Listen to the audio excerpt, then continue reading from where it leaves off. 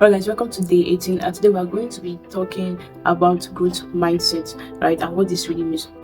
We'll be talking about growth in literally every episode of this series, right? And you see, this growth cannot actually be realized without first having growth mindset. So like we talked about in last episode, it starts in the mind, right? So without this growth mindset, right, what happens is that you try to grow only when you're motivated, only when you're pressured, or just occasionally.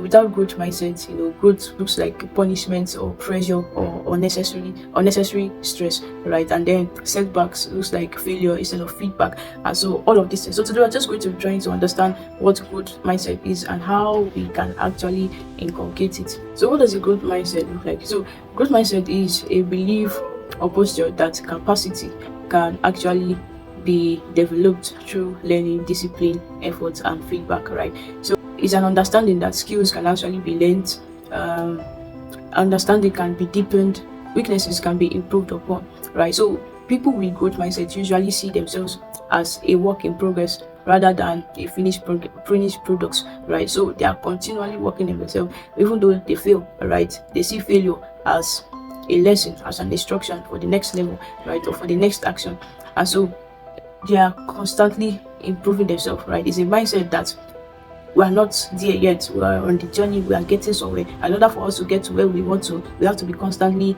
refined. And so everything that happens to us along the way is geared towards refining and making or becoming, not the end. It does not define the end.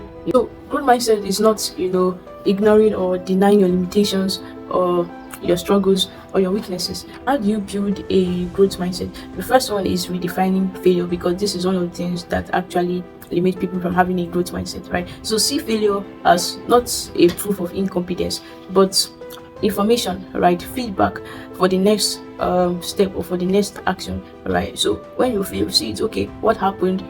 What did I not do well? What can I do better? Then you apply it to your next action, to your next step. So it's feedback, not the end, right? As long as it's not the end, it's not failure. So failure is not the end, it's a journey, right? Rejection is not the end, it's part of the journey, right? So all of these things, like I said, see all of it as things required for your refining, things required for your learning, right? In order for you to get to where you want to get to, or to achieve what you want to achieve. So you have to redefine what failure really is to you, right? So if you failed today, right, or you made a mistake today, right, go back and reflect and see what you can learn or what you can pick from it, add it, or try to modify it into your next action, and you see that there's an improvement, there's progress, right? Instead of just you feeling very bad about it and just identifying yourself as a failure, right? So you failed does not make you a failure. It just means that this particular step, there are certain things that you need to improve on, certain things you need to know, certain things you need to do better, which you can actually do if you have a good mindset and if you're actually seeing all of these things are part of the journey